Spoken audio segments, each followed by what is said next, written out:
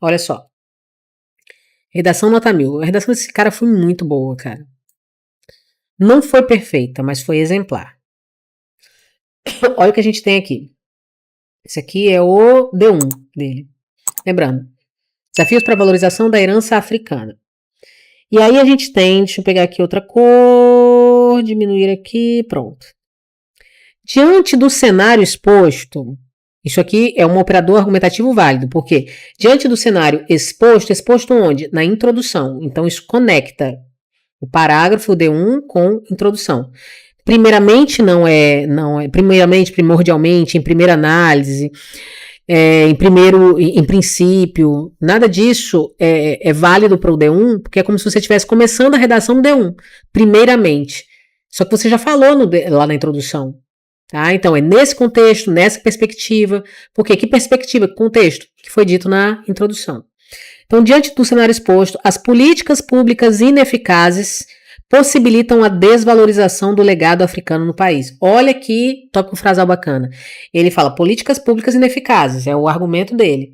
Só que ele não fala do problema, agravam o problema. Ele retoma a palavra-chave do núcleo temático, ó.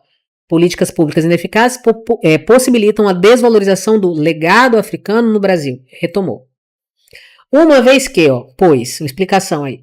Uma vez que impedem o estabelecimento concreto de uma revisão histórica. Esse revisão histórica aqui, gente, porque eu não trouxe a introdução dele, ele fala justamente da necessidade de uma revisão histórica por causa do que aconteceu durante o período colonial no Brasil. Então ele está retomando aqui, de alguma forma, o repertório da introdução. Olha que lindo. Então, o estabelecimento concreto de uma revisão histórica pautada em mais oportunidades, proteção e visibilidade para pessoas pretas. Nesse caso aqui, quando ele fala oportunidades, proteção e visibilidade, ele retoma de alguma forma as palavras, uma palavra-chave do tema, que seria valorização. Certo? A valorização. Então, o que seria uma forma de valorização? Estabelecer oportunidade, proteção, visibilidade para pessoas pretas. Ok? E aí ele continua. Consoante, aí ele trouxe um repertório de bolso. Consoante o sociólogo Emile Durkheim, uma sociedade sem regras claras, sem valores e sem limites encontra-se em estado de anomia social. Então, nesse caso, a gente tem um repertório que é ancorado somente ao argumento. O argumento dele é políticas públicas ineficazes, ok? E quando ele fala que uma sociedade sem regras, sem valores e sem limites encontra um estado de anomia social, ou seja, uma sociedade abandonada à própria sorte, sem regimento e tal. É a anomia. Então, esse lance, quando ele fala sociedade, regras, tal, ele conecta com políticas públicas ineficazes, que seria esse lance dos sem regras. E aí, muitos corretores poderiam ter taxado aqui, menos 80 pontos, repertório de bolso, porque não conectou com o núcleo temático. E ele traz, ele ancorou a argumentação dele ao repertório, e o repertório é o tema. De que forma? Retomando por referenciação. Nesse sentido sociológico, por que sociológico? Porque ele fala do sociólogo Durkheim.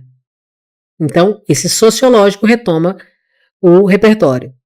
Esse estado anômico, ele falou de anomia social. Então, ele está trazendo para o processo de argumentação dele resquícios do repertório. Então, ele está garantindo essa ancoragem.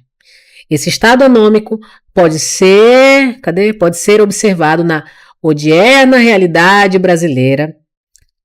E aí, na medida em que ele vai explicar, né? As políticas públicas ineficientes, está retomando mais uma vez o argumento, permitem o quê? O desprezo e o desrespeito com as religiões de matriz africana. Permitem isso é uma forma de desvalorização, certo? Então, isso aqui é uma espécie de repertório que exemplifica. E esse repertório concreto, que é o exemplificador, vai garantir a produtividade do repertório, porque ele está explicando como é que se dá isso. Ele está dando É dessa forma.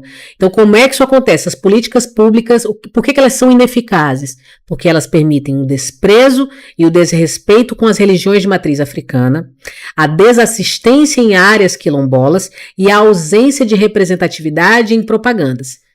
Por exemplo. Então, ele usou essa estratégia de desenvolvimento da exemplificação, marcado por esse marcador coesivo aí, esse mecanismo coesivo, por exemplo. Então, ele trouxe. Isso aqui, gente, é um repertório. Ah, mas qual é a fonte?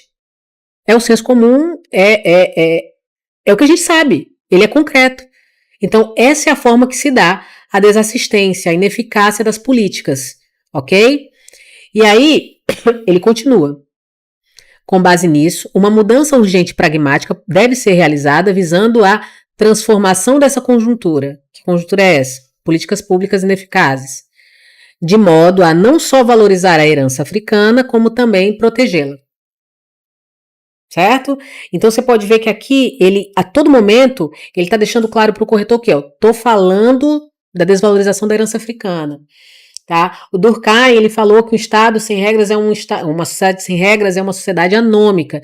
E esse Estado anômico, nesse sentido sociológico, é observado no Brasil, tá certo?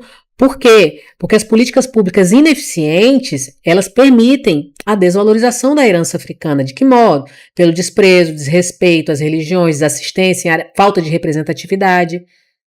Então, ele está explicando, não deixou nenhuma lacuna aqui, ok? Eu trouxe também outro exemplo aqui de uma redação que atingiu 140 pontos na competência 3 no Enem 2024. 140 pontos significa que um dos corretores atribuiu 120 pontos e o outro 160 pontos.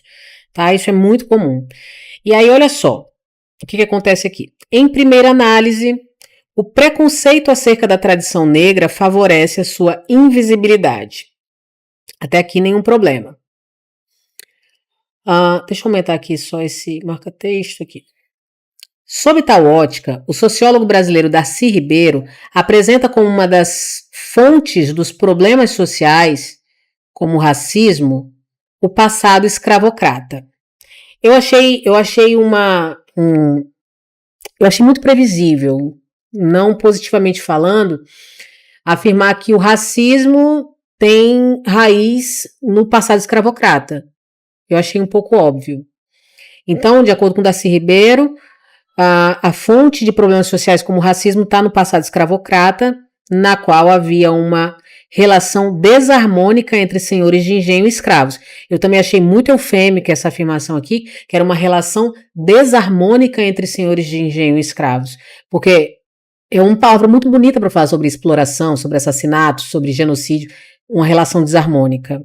Tá? Era uma relação de opressão. Beleza, uma hierarquia forçada. Tá? Então ela está falando que o argumento dela aqui no caso é, cadê? Preconceito. Que é um dos desafios para a valorização da herança africana, ok.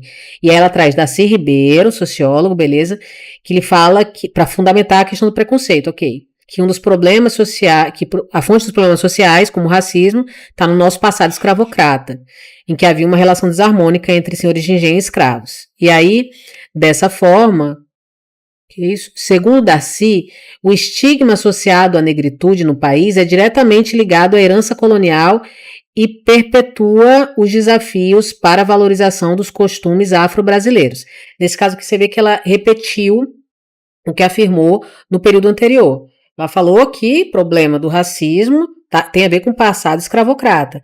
E aí ela está falando que o estigma, no caso o racismo, o preconceito associado à negritude, está diretamente ligado à herança colonial, que é a mesma coisa. E isso perpetua os desafios para a valorização dos costumes afro-brasileiros. Faltou, sabe o quê? Um exemplo de um costume afro-brasileiro. Porque aqui ela gerou também uma lacuna. Então, não ficou claro, porque ela falou, certo? Ela falou sobre a origem do problema, ok? Mas como isso se manifesta hoje? Como é essa desvalorização da herança africana? Como isso procede? Então, um dos corretores viu essa lacuna, sabe? Que eu acredito que tenha sido o corretor dos 120 pontos. E aí, diante disso, para a inserção das tradições na sociedade, é preciso atenuar a ideologia preconceituosa. Eu acho que ficou muito na circularidade. Porque o preconceito nasceu no passado, e o passado deu origem ao preconceito. Enquanto a gente não acabar com o preconceito, vai continuar igual ao passado. Então ficou, sabe? Parece um silogismo aristotélico.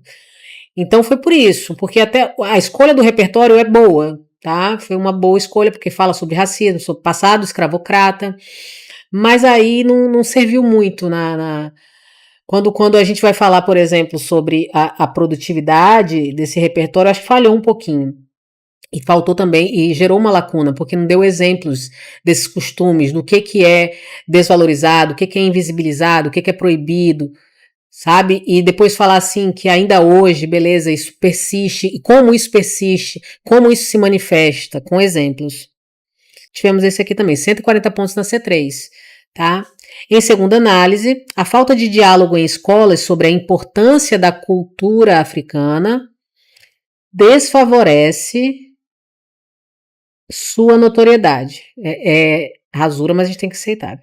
Então, falta de diálogo em escolas sobre a importância da cultura africana. Gostei que ela retomou elementos-chave aqui do núcleo temático, e o argumento dela é falta de diálogo nas escolas, beleza, que é um dos desafios.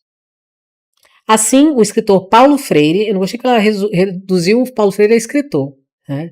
Paulo Freire, em seu livro Pedagogia do Oprimido, disserta que o sistema educacional brasileiro se estrutura somente como um depositador de matérias, sem dar espaço para a troca de conhecimento entre professores e alunos.